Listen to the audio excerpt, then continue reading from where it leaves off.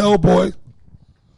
There was a movie called Hellboy. It was a big movie. They made a sequel to it. It was a pretty good movie too, right? But the movie it went deep into the occult and shit like that, and witchcraft. And basically, Hellboy, he was like a righteous demon, right? He was actually like a demon, but he was like a good guy in the movie. And then basically in the beginning of the movie, the guy who was the director of that secret organization or whatever that Hellboy worked for, he was on the thing, and they said, yeah, Hellboy, these Hellboy sightings, the talk show host. And then the guy used what was called plausible deniability. He said, look at me, listen, there is no Hellboy. They show you that's what they do. Them politicians and CIA operatives, that's plausible deniability. He said there is no such thing as Hellboy.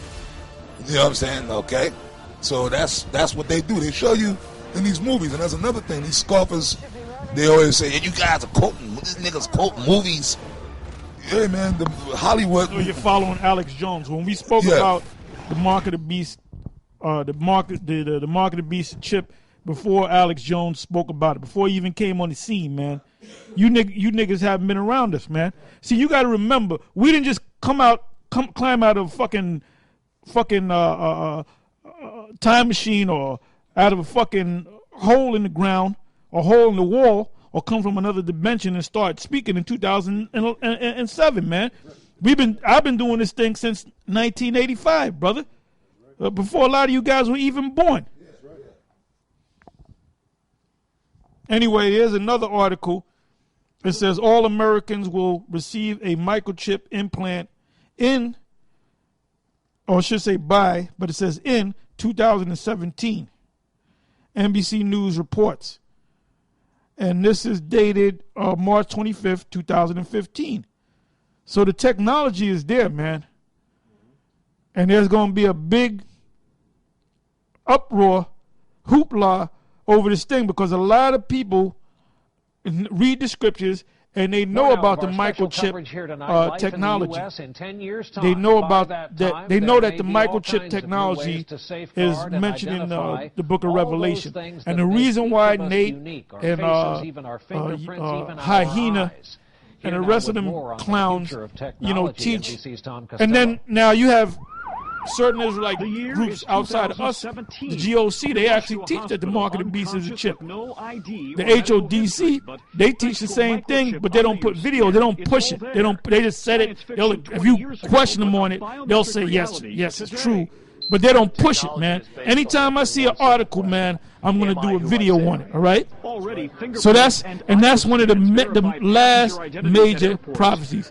To me, that's even more major than the war with Iran, Russia being instigated by Iran and U.S. trying to declare war against Iran. Because when that happens, that's endgame. That's when everything stops.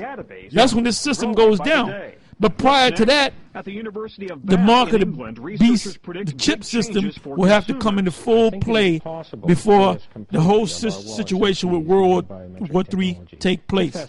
So those are the last. When the mark of the beast technology, the implant, the microchipping begins on a wide scale, and they go to forcing people to do that, then you know that we almost out this bitch. Okay?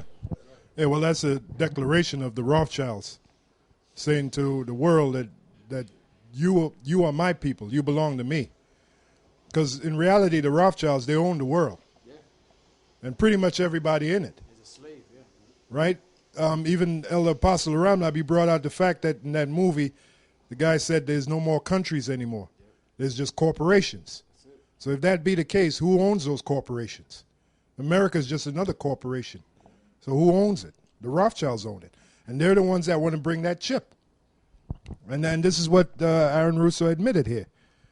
Which the Rockefellers are nothing but the American counterpart of the Rothschilds.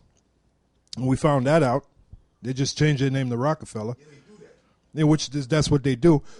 Reading on, it says, and Hollywood director Russo goes in depth for the first time on the astounding admissions of Nick Rockefeller, which since then he doesn't exist, including his prediction of 9/11 and the War on Terror hoax, the Rockefellers' creation of women's lib, and the elite's ultimate plan for world population reduction and a microchipped society. That pretty much says it all right there. You got something? Yeah, it's a precept to back up what you apostles were saying. It's the book of Ezekiel, chapter 2, verse 3. And he said unto me, Son of man, I send thee to the children of Israel, to a rebellious nation that have rebelled against me. They and their fathers have transgressed against me, even unto this very day. You know, which even to this day, 2015 going to 2016. It says, for they are impudent children and stiff-hearted.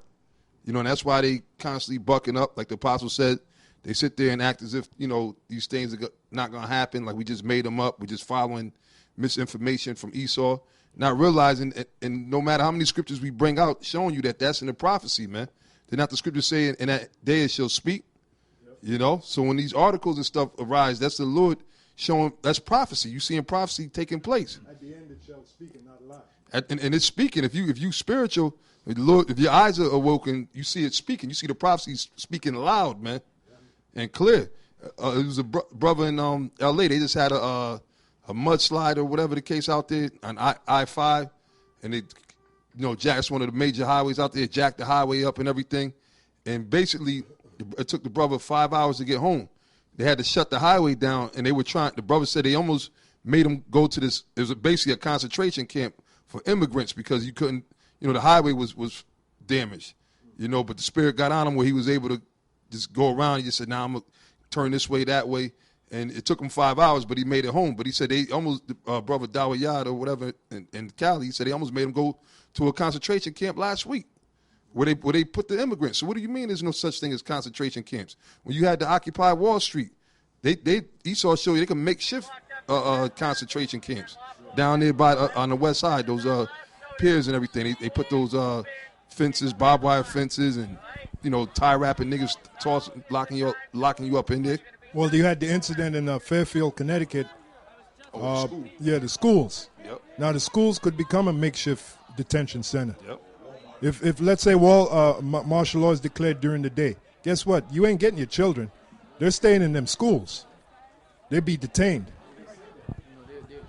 The police and them were saying that, you know, we're trying to hurry up and get the parents united with their children. We know that they're worried about them, you know, because they pretty much, when they shut everything down, nothing was moving. Everybody was staying right where they were at, you know.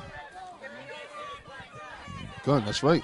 It says, for they are impudent children and stiff-hearted, I do send thee unto them, and thou shalt say unto them, thus saith the Lord, Yahweh Ba'ashem Yahweh Shai. And they, whether they will hear or whether they will forbear, for they are a rebellious house, yet shall know that there have been a prophet among them. Yeah, and that's when you're gonna know. See, you're not listening now because, you know, you have your freedom to go about your everyday life. But when you're gonna really want to listen, somebody, can you get was Hosea 5:15? When you're gonna really want to listen is when it's too late. You know, once they got you hemmed up, you know, like the Apostle Rakal said earlier, kicking your door down, tying your ass up, hog tying you, carrying you out the house, shooting your dog, you know, shooting probably some of your family members, you know, and dragging you away by your hair or by your hog tie right into a paddy wagon or something, driving you right into a concentration camp, you know, hog tie, you know, from both your legs and your hands tied together, you know. Hosea chapter 5, verse 15. I will go and return to my place till they acknowledge their offense and seek my face.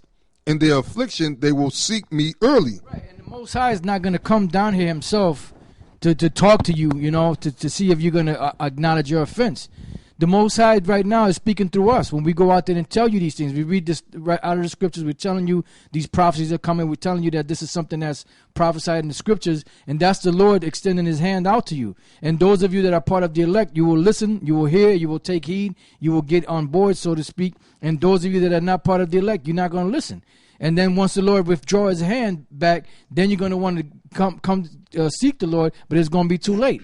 That's what the scriptures say, seek ye the Lord while he may be found. That's them scoffers, man. That's right. They smacking the Most High's hand away. Yep. You know, we teaching and whatnot, and you scoffers. See, the Lord, like he said, even though listen, if you're not of the elect, you ain't gonna wake up no way. But the Most High is all righteous. He's still just. Even though he knows that you're not of the elect, he's still gonna give it to you. He's gonna still put his hand out anyway. So when he destroys you, you can say that, well, look, Lord.